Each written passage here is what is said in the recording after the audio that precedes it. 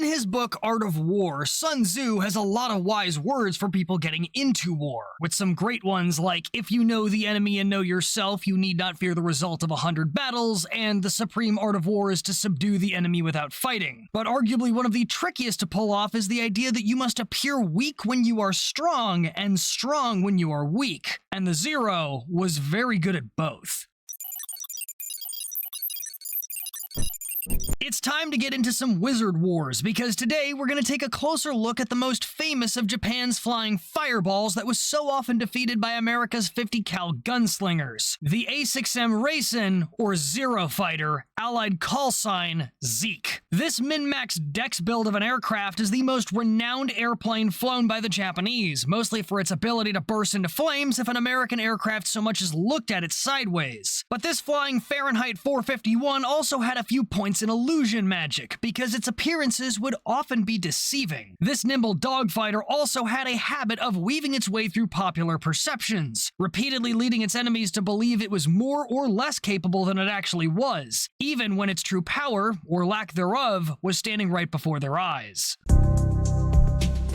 There is apparently a reputation of the Zero fighter being a copy of some Western aircraft, and I think if that were true, we would have been desperately looking for the original. However, that reputation stemmed from Japanese aviation getting their foreign kickstart from the British and the French in the early 1900s, who tried to keep the industry dependent on them. But then the Germans came along and they didn't gatekeep, so by the early 1930s, the Japanese aviation tech tree was full out enough for them to start making their own planes. The first fully indigenous production carrier-borne fighter was the Nakajima A4N biplane, which would be built as a prototype in 1934. Shortly after that, the Mitsubishi A5M Type 96 carrier fighter prototype would take flight in January 1935. This plane would become the first carrier-borne all-metal monoplane aircraft in the world when it entered service in 1936. But the Japanese were taking land like tweakers take catalytic converters, and the last thing they were going to give the other team was a chance. So the Japanese decided it was time to roll yet another new character sheet the next year. Another one. May 19, 1937, the Japanese Navy lays out some specs for printing a newer, faster A5M to Nakajima and Mitsubishi. But then they hit both companies with a curveball in October 1937, just a few months later, when they added more requirements. Why would they do that? Well, like I said, the Japanese were going full tweaker on all of China, and they realized from that the same thing that the Brits and later the Americans would learn over Europe. Bombers are like lonely people because they need escorts. Otherwise, you can kiss the climax goodbye because you won't make it that far.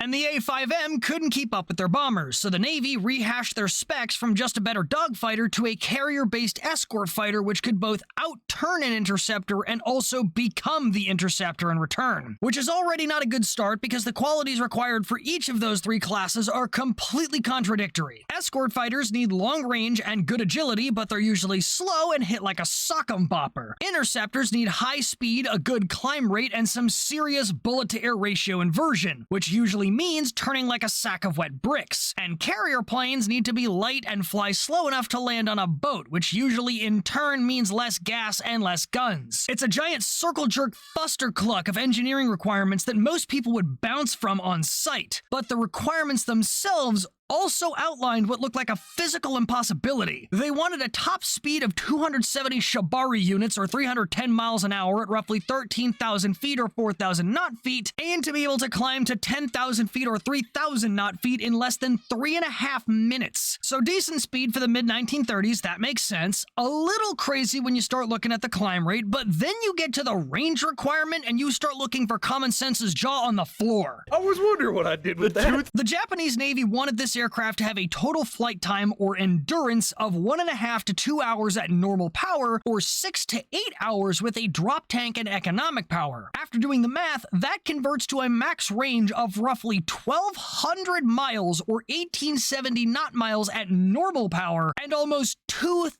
1,000 miles, or just over 3,100 kilometers with a drop tank and chill mode. That is f***ing ridiculous. To put that into perspective, the F4F had a max range of 880 miles or 1280 knot miles on internal fuel alone, and a combat radius of only 200 miles or 322 knot miles with a drop tank in later models. The P40 had a combat range of 240 miles or 386 knot miles, and we're not even going to talk about the P39. Even more to that note, the distance from the UK to Hamburg that the Allied bombing raids had to fly was roughly 600 miles, and we couldn't pull off an escort run for that until the P-38 showed up in 1942. And the Japanese Navy wanted a carrier-borne interceptor dogfighter in 1937 that could look at its fuel tank, and go, double it! You know the enemy is being ambitious when they ask for an airplane that could cover roughly the same distance as an F-15 in the 1940s. I'm surprised they didn't have posters of very happy ladies stood up next to Zeros plastered all over Japan for recruiting with that much endurance. And that was on top of being able to get it up in a hurry and switch positions like the A6M, while carrying two 7.7mm machine guns and two 20mm cannons. Nakajima, apparently being the more sane of the two companies, took one look at how high maintenance this plane would be and dipped, leaving just Mitsubishi and their lead designer, Horikoshi Jiro, whose first thought was to also recognize the requirements defied common sense. But Horikoshi weren't no quitter, and he knew the only way to make this plane work was for it to be as light as the laws of physics would allow. He's gonna have to min-max the ever-living daylights out of this Dex build, and when it comes to giving the DM a headache, the engineers are your guys. So by April 1st, 1939, the A6M prototype would finally get airborne, and apparently, Horikoshi himself had a wizard build going because he and his team managed to make a plane that was basically magic. The A6M met or exceeded all of the requirements, with the sole exception of having the same turning ability as the earlier, lighter, and slower A5M. In other words, the only requirement that should have been physically impossible anyways. And to be honest, it's not like the Allies noticed. His people are completely literal. Metaphors are gonna go over his head. Nothing goes over my head. My reflexes are too fast. And the funny thing is, the Japanese Navy actually wanted the agility badly enough to try and force Horikoshi to cheat his Dex build and force it in there anyways. Horikoshi eventually got tired of being yelled at, and so he drew a version of the Zero that could do that job, before taking one look at it, realizing that domain expansion ignore physics was American sorcery, and promptly throwing the rework in the trash. Domain expansion. Malevolent Shrine. The only real limit to the Zero's spellcasting ability was the horsepower the Japanese industry could make, and the in-house Mitsubishi Zuisei 13 780 horsepower engine just wasn't good enough. So they invited their competitor, Nakajima, back to Hogwarts to borrow their Sakai 12 twin-row 14-cylinder radial engine, putting out a more modest 940 horsepower. This A6M1 prototype would take flight on December 20th, 1939, and that would soon evolve into the A6M2, which itself entered production in early 1940. And what Horikoshi created was arguably the most agile magic caster on the planet, except it only knew one spell. I didn't ask how big the room was.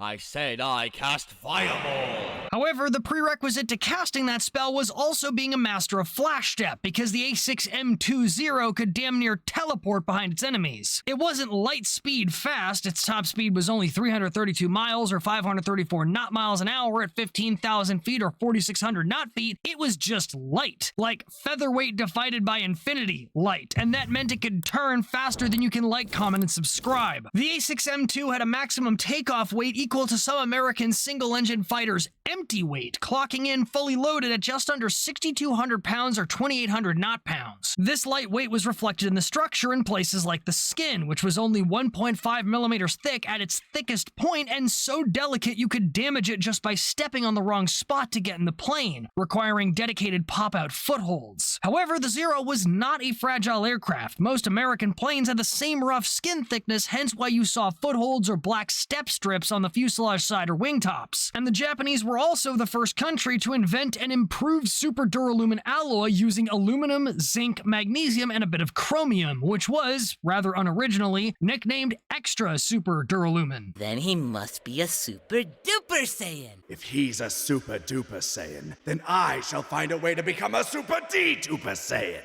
But it fits because the ESD alloy was about 25% stronger than the SD alloy for roughly the same amount of weight, meaning the Zero, which was made from it, could also be lighter for the same required strength. On top of that, Horikoshi's standards for the lightning process had been brutal. There were lightning holes throughout the surface, they made all of the assemblies, wings, tail, body, etc., all permanent so they wouldn't have to add the weight of detachability, and there was even one instance where he made one of his engineers redesign some tiny part so it used aluminum instead of steel, all to save 75 grams or just over 1/8 of a pound. And while some people see that and think the airplane must have been fragile as a result, those people generally fail to ask the question of how strong was it supposed to be before, which was kind of important given that the original factor of safety was 1.8 times, aka the structure needed to withstand 1.8 times its usual expected force, which translates to a max supported G loading of 12.6 Gs. Please, the Prince of all science does not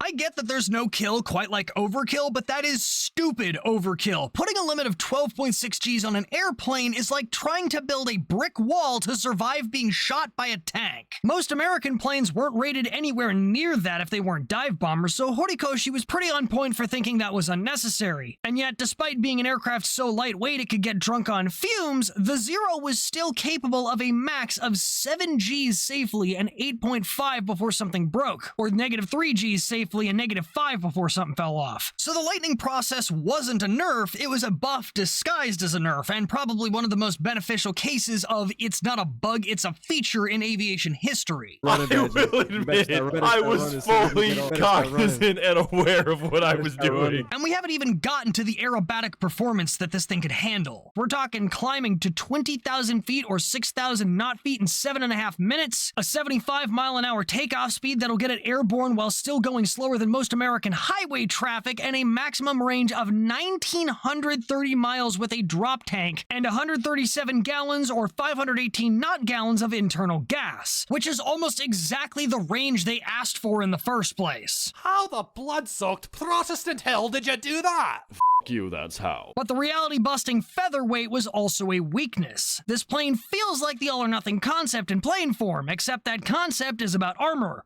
And this plane has no armor. I know the Zero name actually came from the production year on the Imperial Japanese calendar, but I'm pretty sure the Allies started using it because that's the number of rounds their pilots would survive in combat. It also had no self-sealing tanks, which weren't widely used when it was introduced, sure, but they were also never added later, even after combat experience over China led Japan to add such fuel tanks to their Ki-21 bombers. Granted, that was probably because they both added weight and subtracted total fuel, both of which the Zero needed where they were to keep its mana bar and dex build as min-maxed as possible for the Japanese philosophy of Just dodge the bullet, bro. Now, normally I would agree with the philosophy of the only thing better than getting shot and walking it off is not getting shot, but The funny thing is, in any other circumstance, you might have had a point there. the math behind not getting hit doesn't check out all that well when you're going up against America, because we believe in accuracy by volume. We have a bullet with your name on it, but we might need to dump half the can to get to it. It's a very basic equation. Invert the bullet-to-air ratio, because you can't dodge and weave through the air if there isn't any air to dodge and weave through.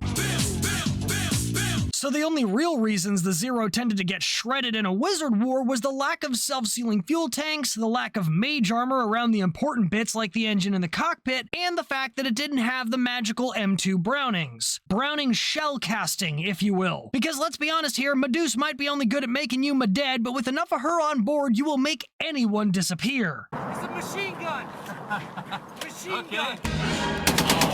However, the Zeros did have a weapons kit that could make a Browning shellcaster think twice about a head-on pass. Not the twin 7.7 machine guns that were literally just the same license-built Vickers E-guns that the Brits had replaced, which for some reason also had explosive rounds, but their 20mm cannons, which they also called machine guns to dodge some kind of bureaucratic bullshit. And these 20mm cannons were also a borrowed shellcaster wand, because they were actually reverse-engineered Oerlikon FF cannons called the Type 99 Model 1s. guns. These guns would normally jam in a wing mount placement, so their ammo got the Hispano treatment and was hard capped at just 60 rounds to a drum mag. And their muzzle velocity was so low that pilots would have to pick which guns they wanted to aim with. Trying to actually use these weapons from a standard diving attack was like sitting in the cock chair at amateur hour. Sure, you can see everything you need to with that all-round glass canopy, but when you finally get in the saddle, you expect a lot of penetration, and instead you're just getting a lot of wasted time. I guess we gotta find something else to do.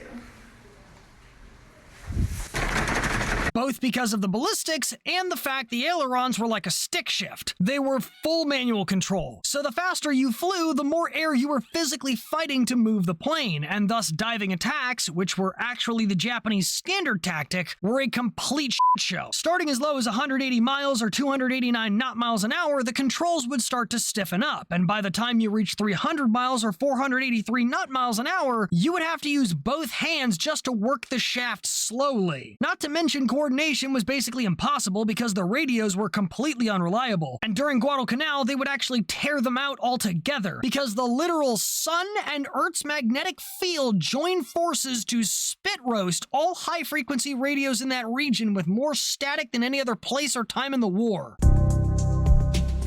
But as much as the Zero was remembered for its fights against American forces, Uncle Sam would have to get in line to fight the rising sun. The flying fireball caster would receive its baptism of fire, or rather bestow it, starting on July 21st, 1940, where it entered combat over China for combat trials. A few months later, the Zero would finally claim its first blood, when a pack of them would go up against a horde of Chinese I-15 biplanes and I-16 monoplanes they got from the Soviets, and the Zeros would cast fireball on the entire room. On September 13th, 1940, 13 Chinese planes were shot down to no Japanese losses, and 11 more were damaged compared to only 4 Zeros. Oh, and I went and checked, that was a Friday. They shot down 13 planes on Friday the 13th. I don't know if the Japanese believe in that, but they picked the perfect day to declare the Zero as the main antagonist of the Pacific War. You know you're gonna be a problem when you get picked to be the agent of somebody's superstitiously bad day, or maybe even good day? Some people in China apparently associate the number 13 with good fortune due to having similar pronunciation to some of their phrases, so I'm really curious what they think those 13 pilots won. What do I win? Another bath! But I'm not dirt.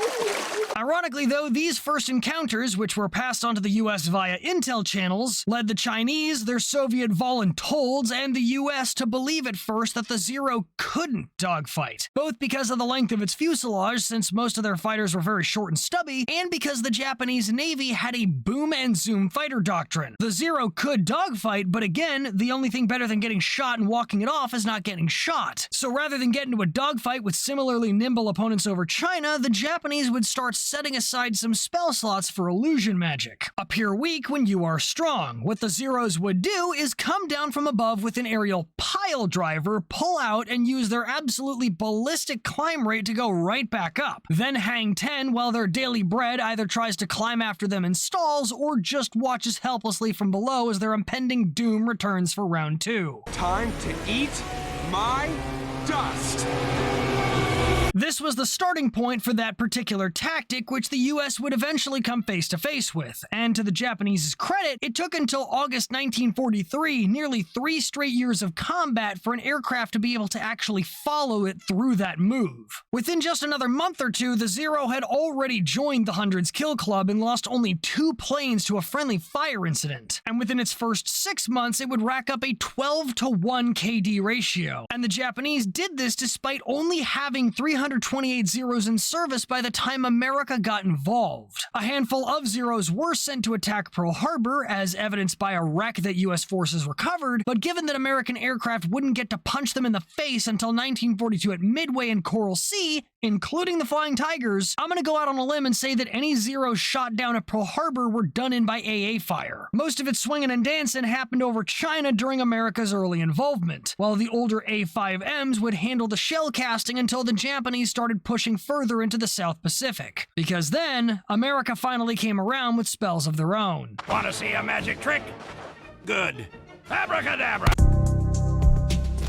By the spring of 1942, the Zeros were seasoned fighters with a year and a half of frontline combat under their belts and a few more levels on their character sheets. So when it finally came time to party, the Zero made quite the impression on the Americans, although not all of that impression was real. Turns out when the Zero leveled up, it grabbed a few more illusion spells like false speed and disguise climb rate, because the Zero and F4F were more closely matched than most people realized. The Zero had similar speed to the Wildcats, but it was light and thus it accelerated faster, appearing stronger where it was weaker and creating the illusion that it was faster overall. However, it could also cast the illusion that it was more similar, because while the Zero had a similar time to climb to 20,000 feet as the F4, F3 Wildcats, their lighter weight gave them a much better instantaneous climb rate. But all of that is just dogfighting, and while low-speed dogfighting was the Zero's bread and butter, that was assuming it even happened. The Americans preferred hit-and-run attacks per their doctrine, but so did the Japanese. There was even one case of an American pilot who was so salty about the Japanese refusing to dogfight that he even tried to call them out in the after-action as not having fighter tactics. Talking mad shit after losing the match. It's not even video games, it's a tale as old as time. People say, oh, we were better back then. Nah, you just didn't have a lobby to scream through. Damn, they really got rolled like that. Yo, fuck you, bro! Fuck you! A dogfight would only really happen if something went wrong, meaning that the Americans would usually only get into one if they started with the advantage. In fact, historians who paid attention to the after-action reports from Guadalcanal realized that every single air battle over the island was almost unanimously decided by who was on more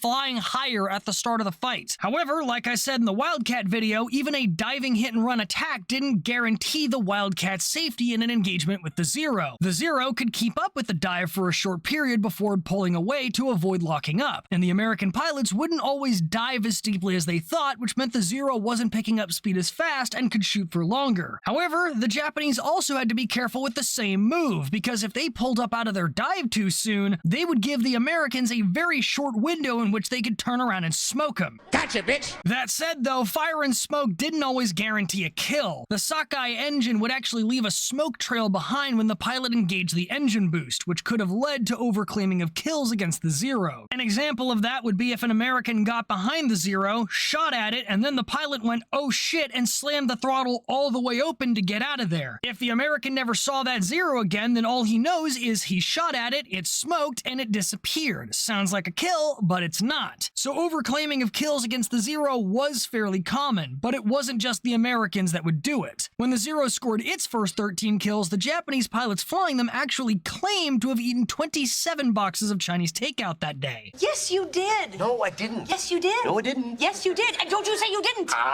So always take your kill counts with a second opinion, especially when you're looking at matchups that don't always make sense. Kinda like that one famous fight the Zeros had with Mark 5C Spitfires over Darwin, Australia around the same time as Guadalcanal. While it was the Zeros that won, it wasn't because of the on-paper performance, because the Zero also had the good old-fashioned magic of just throwing the spreadsheet out the window. The reliability of the Merlin engines in that region, the constant jamming of the Hispano Mark II cannons, the fact that the Japanese had deployed one of their most experienced units against the mostly rookie Aussies, and the fact that the Aussies were more focused on shooting down bombers instead of fighters, made the Zero appear to be unstoppable. Combine that with the Allied experience over Guadalcanal and it started weaving this popular deception that a Zero was some unbeatable superfighter. Illusion magic at its finest, but arguably the best deceptive spellcast was the one they did unintentionally. When the Japanese invaded the Aleutian Islands in June 1942 as a diversion attempt from Midway, one of their A6M2s crash-landed on the island of Akutan, but remained mostly intact. The Americans took one look at that and were like, ass-kicking secrets, well don't mind if I do, and yoinked that intelligence like it came off a War Thunder for them. Behold,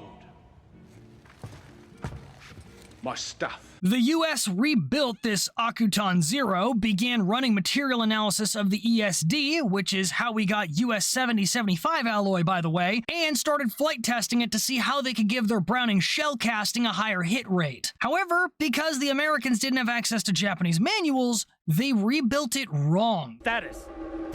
It's no good, Skipper. I don't know the codes. Don't give me excuses. Give me results. Navigation. All right. Let me think. And shut him up.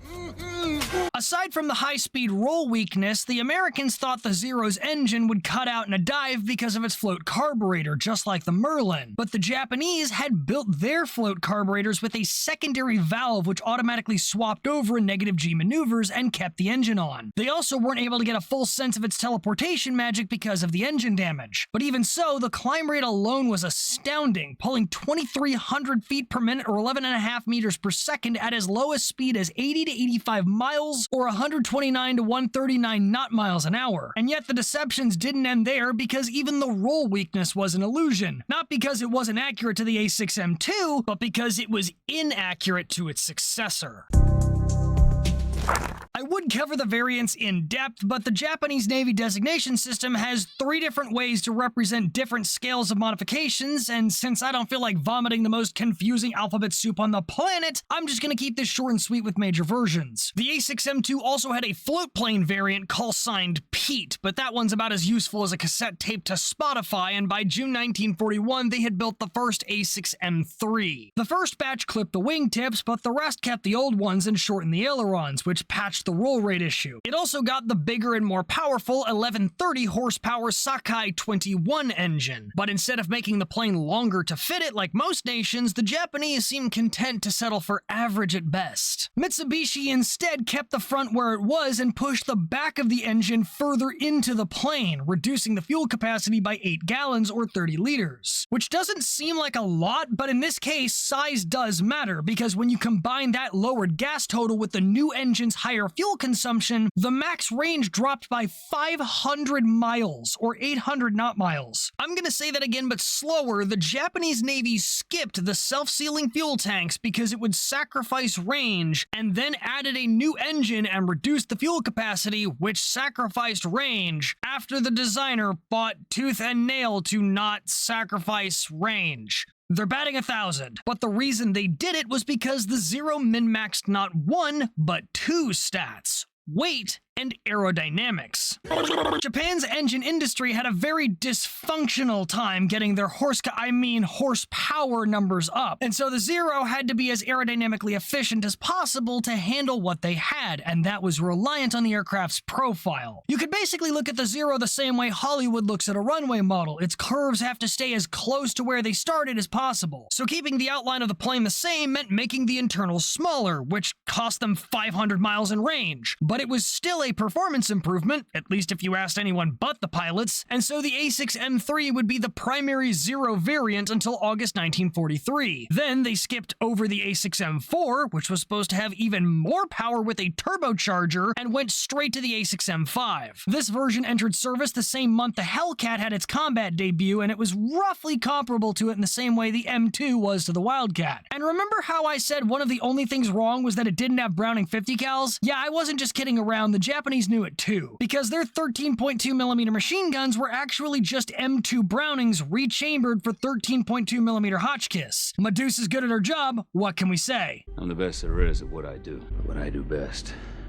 isn't very nice. They also picked up better 20mm inverters and more bullets, and later versions of the M5 finally put some points into defense with bulletproof glass, seatback armor, and automatic fire extinguishers for the wing tanks, which still weren't self-sealing. It also bolted on an extra set of internal tanks in the wings for longer range, and an oxygen supply for high-altitude flying. The problem was, all of that was too little too late. The Japanese tried to stick to the philosophy of, if it ain't broke, don't fix it, but like I said about the T-90, if it ain't broke now, somebody will fix that later. Because a plane can be deadly perfection on paper and still lose the fight. The man in the cockpit and the tactics they use will make leagues of difference. It's not the plane.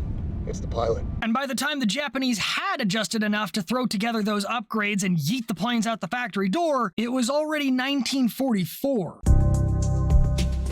And truth be told, the Zero didn't have to wait that long to start looking like that Matt Damon meme. It was getting old as early as mid-1942 thanks to the debut of the P-38. But by the Hellcat's combat debut in August 1943, it was almost completely behind the times. How many times do we have to teach you this lesson, old man? But it wasn't just the plane that was the problem. In America, we sent our skilled pilots back to base to level up the rookies, so everybody came in with points in the skill tree. But in Japan, highly trained pilots were kept out on the front lines until they died, so every new pilot started the tech tree from scratch. And even if a skilled pilot had only a 1% chance of death, that added up after 100 battles. This doctrine, combined with the slow general buildup of wartime losses, resulted in a massive literal skill issue that even the Japanese couldn't keep secret by mid-1943. Ironically, right as the Hellcat showed up and started putting boot to tail with American-style lead magic. Plus, just as Admiral Yamamoto predicted, the sleeping giant of American industry had awakened, making the supply of that lead magic fucking bottomless. You know how long I've been waiting for this?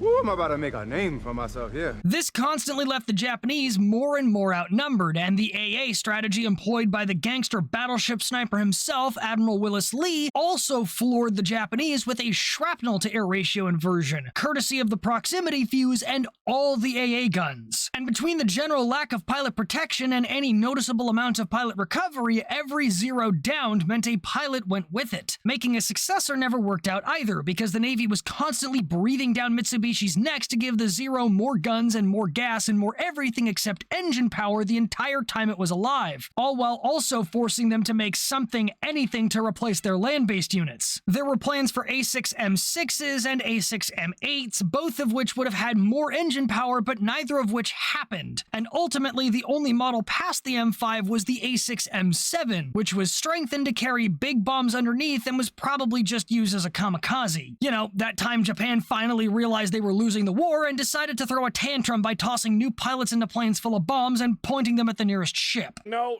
it's fine. It's fine. It doesn't bother me. It doesn't bother me. It bothers me. It bothers me a lot. And that one's still green! Mitsubishi had planned an A7M aircraft, but had was the operative word because the entire program was just a roller coaster. It was started soon after the Zero began, shelved in 1940, and then revived in April 1942. But an underpowered prototype didn't fly until 1944 before being cancelled, redesigned, and then accepted. By that point, the US was sending bomber waves to hit the home islands, and one of the things they eventually blew up was Mitsubishi's factories. So only 8 A7M prototypes were made, and of those, only 3 were converted to full fighters before the war ended, leaving the Japanese Navy stuck with their old flying Fireball for the entire war. Sources seem to disagree on the exact number built, but over 10,000 Zeros were produced between 1940 and the end of the war in August 1945, making it the most produced Japanese warplane and a perfect example of a lesson I got from a while back. A world history professor I had once upon a time told us several times through the lens of past empires that nations must always change, grow, and evolve, because the moment they stagnate is the moment they become irrelevant, and that is most true in war. In the matter of the death of civilizations, it comes down to technology. We invented worse first. Much like the German Bf-109, the Japanese Navy found themselves dependent on a single pre-war aircraft designed to achieve destruction through agility. But when tactics changed and agility became less and less important, the aircraft that relied on it became more and more impotent. So in summation, if a Japanese World War II aviator found themselves suddenly feeling a burning sensation, they probably weren't going to see a doctor because they were flying a Zero. And that shit's terminal. Thank you for watching. Don't forget to check out my fourth wall and grab the limited Veteran of the Great Communist Video Purge t-shirts and other merch at the links in the description. And if you want to watch my Twitch streams but can't catch them live, go check out my VOD channel linked up in the corner there. And as always, if you like what you saw, please consider checking out some of my other videos. You might like what you find.